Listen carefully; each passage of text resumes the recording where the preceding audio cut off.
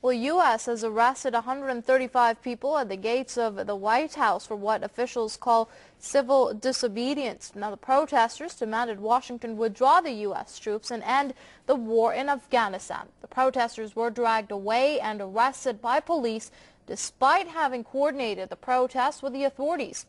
Among the detainees are scores of veterans from the Second World War, the Vietnam War, as well as Iraq and Afghanistan. The protesters say they were taken to a police depot, searched and questioned. They were then forced to choose whether to pay $100 and plead guilty or plead not guilty and go to court. Well, joining us to discuss this further is Medea Benjamin. She's a co-founder of Code Pink. And many thanks for joining us here on Press TV. Now, you were present at the protest and subsequently arrested.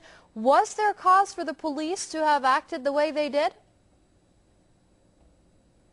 Well, yes, actually there was, because when you stand in front of the White House and refuse to move, that is an arrestable offense. All right, now, you've been an open critic of the U.S.-led wars. How do you view the reaction you and others like you have received by government officials while voicing opposition to such policies? We feel that the government has not listened to us. It certainly hasn't listened to the majority opinion of the American people and the Afghan people that want an end to these wars. And when we do protest, we are often arrested. But worse than being arrested is we're not listened to. All right, speaking of which, what does this show for the democratic values of this nation where people have to resort to civil disobedience to get their elected leaders to pay attention? It shows that we have elected officials who, once elected, stop listening to the people. We are in the midst of such a terrible financial crisis in the United States.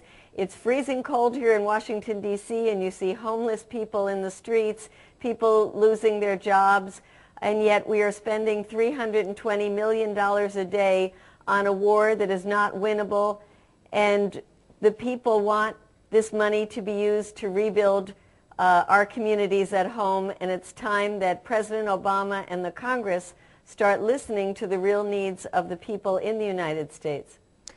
Well, U.S. public support for the war in Afghanistan has reached a record low. Do you think the government will be able to justify its prolonged presence in Afghanistan for much longer? The Obama administration has talked about beginning to withdraw troops next year, but now it is really talking about troops withdrawing in 2014. I think that is way too long to keep our troops there. The American people also wonder if there is anything to win in Afghanistan, and we are trying to educate the people to say not only is it a waste of our resources, but we're killing so many innocent people in Afghanistan and in Pakistan with our drone attacks.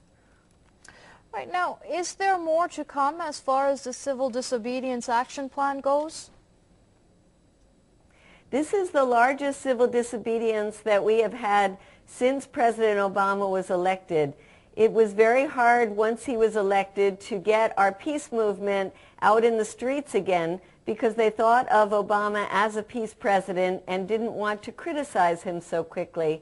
Now that 2 years have gone by and there are 30,000 more troops in Afghanistan than when Obama came in, people are starting to become ready to protest. And so the fact that we had 135 people arrested in the freezing cold is an indication of more to come. So yes, there will be more protests, more pressure put on both the Obama administration and the incoming Congress. And earlier we reported that, according to reports, those arrested were forced to choose between paying $100 and pleading guilty or pleading not guilty and going to court. What's the latest on that front? Well, that was an individual decision that people made. If they chose to come back to court, it is very expensive because most of the people live in other parts of the country.